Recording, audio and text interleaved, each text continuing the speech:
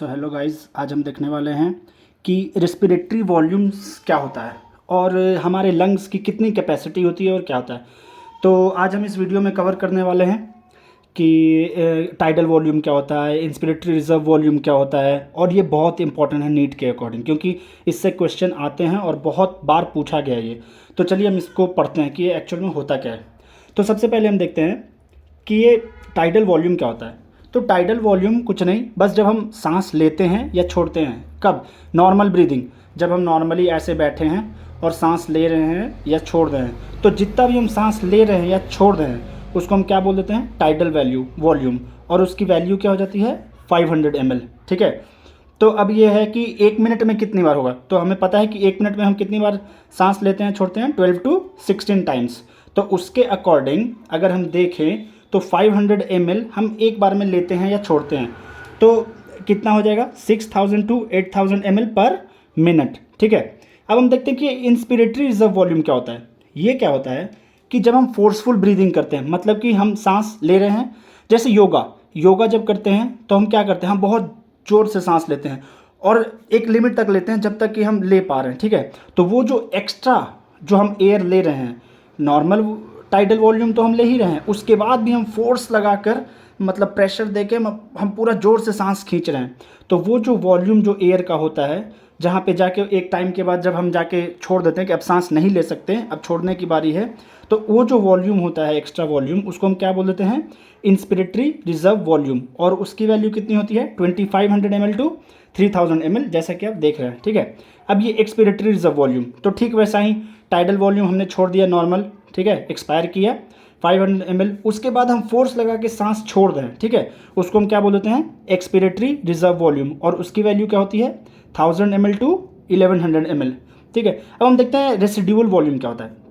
Residual volume क्या होता है ये जानते हैं। तो होता क्या है कि जब हम एक्सपिरेटरी रिजर्व वॉल्यूम भी जब हम पूरा ये कर दे, एक्सपायर कर देते हैं, मतलब कि निकाल देते हैं, उसके बाद भी हमारी बॉडी में कुछ ml एयर रहते हैं। अब आप बोलोगे कि जब हम पूरा फोर्सफुली एक्सपायर कर दिया तब क्यों है लंग्स में? आप एक बात बताओ, कोई भी आपने बलून देखा है? बलून में क्या होता है कि उसमें हवा भरा होता है। ठीक है। जब हवा निकल जाता है तो क्या होता है? बिल्कुल पिचक जाता है। ठीक है, एकदम वो श्रिंक हो जाता है। तो श्रिंक हो जाता है तो वो तो बलून है, बट हमारा क्या है? लंग्स भी बलून के टाइप ही हैं। अगर वो पूरा श्रिंक हो जाएगा तो एल्वियोलाई जो वॉल्स होंगे, जितने होंगे, सब के सब क्या हो जाएंगे? एक दूसरे से चिपक जाएंगे। तो चिपक जाएंगे तो वो प्रॉब्लम कर देगा और वो हमारा लंग्स का वॉल क्या हो जाएगा? कोलैप्स हो जाएगा। इसलिए वहाँ पे कुछ एयर प्रेजेंट रहते हैं जब हम फोर्सफुली एक्सपायर कर देते हैं उसके बावजूद। ठीक है। उसी वॉल्यूम को हम क्या बोल देते हैं? Residual volume. ठीक है। और इसका वैल्यू कितना हो जाता है? 1100 ml to 1200 ml। अब हम कुछ कैपेसिटी देख लेते हैं, इंस्पिरेटरी कैपेसिटी, एक्सपिरेटरी कैपेसिटी, इसके बारे में पढ़ते हैं। तो इंस्पिरेटरी कैपेसिटी क्या होता है? आप बस ये समझ लो, आपको खुद सारे के सारे वैल्यूज़ याद हो जाएंगे। ठीक है। और आपको ये भी पता चल जाएगा इंस्पिरेटरी कैपेसिटी क्या होता है, एक्सपिरेटरी कैपेसिटी क्या होता है, इसके फॉर्मूलाज क्या होते हैं। तो देखो, इंस्पिरेटरी कैपेसिटी मतलब नाम से ही लग रहा है कि इंस्पायर कितना कर सकते हैं उसका कैपेसिटी। तो एक तो हम नॉर्मल करते हैं, ब्रीथ करते हैं, जो कि 500 ml हो गया। ठीक है। उसके बाद हम क्या करते हैं? इंस्पिरेटरी रिजर्व वॉल्यूम, मतलब कि और जोर से सांस लिए, तो वही तो इंस्पायर का हुआ ना, वही तो इंस्पिरेटरी कैपेसिटी हुआ ना। तो टीवी प्लस IRV। ठीक है। ठीक उसी तरह से एक्सपिरेटरी कैपेसिटी क्या होता है? मतलब कि हम कितना एक बार में एक्सपायर कर सकते हैं। तो एक तो हम नॉर्मल एक्सपायर किया, जो कि हमारा हो गया टाइडल वॉल्यूम 500 ml। ठीक है। अब और फोर्स लगा के किया तो हो गया ERV। तो एक्सपिरेटरी कैपेसिटी कितनी हो जाती है? TV plus ERV। समझ आ रही है बात क्या? देखो, टाइडल वॉल्यूम जो होता है ना, वो होता है नॉर्मल ब्रीदिंग जो हम लेते हैं, और इंस्पिरेटरी रिजर्व वॉल्यूम होता है, इसको हटा दो। एक तो नॉर्मल हमने सांस लिया, उसके बाद भी हम फोर्स से खींच रहे हैं। ठीक है। तो ये हट जाता है, इसका अलग है, ये एडिशनल एयर है। जब नॉर्मल इंस्पायर हम लोग कर लिए उसके बाद से ये वॉल्यूम कैलकुलेट होता है कि 2500 ml।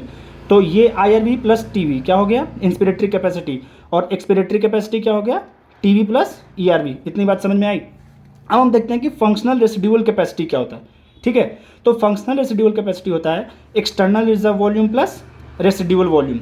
ठीक है। तो ये हो गया हमारा फंक्शनल रेसिड्यूअल कैपेसिटी। वैसे ही हो गया वाइटल कैपेसिटी। वाइटल कैपेसिटी में क्या होता है कि हम कितना एयर जो है वो हमारा यूज़ में आ रहा है। तो टीवी एक तो हमने वो लिया, ठीक है, टाइडल वॉल्यूम लिया, फिर हमने अगर और फोर्स से खींचा तो वो क्या हो गया? इंस्पिरेटरी रिजर्व वॉल्यूम हो गया। ठीक है। और फिर हमने क्या किया? ERV हमने फिर फोर्सफुली छोड़ा, तो एक तो ERV plus TB plus IRV, तो एयर तो उतना ही रोल में आ रहा है ना, तो इसलिए वाइटल कैपेसिटी उसको बोल देंगे TB plus IRV plus ERV। ठीक है, अब देख लेते हैं टोटल लंग कैपेसिटी क्या होता है। तो ये तो बहुत ईजी है, एक तो टाइडल वॉल्यूम हमने लिया, ऊपर से जो हमने लिया होगा सांस, जोर का खींचा होगा, वो भी तो गया होगा लंग्स में ही। ठीक है, फिर हमने जो छोड़ा ERV प्लस RV, ये हो गया टोटल लंग कैपेसिटी।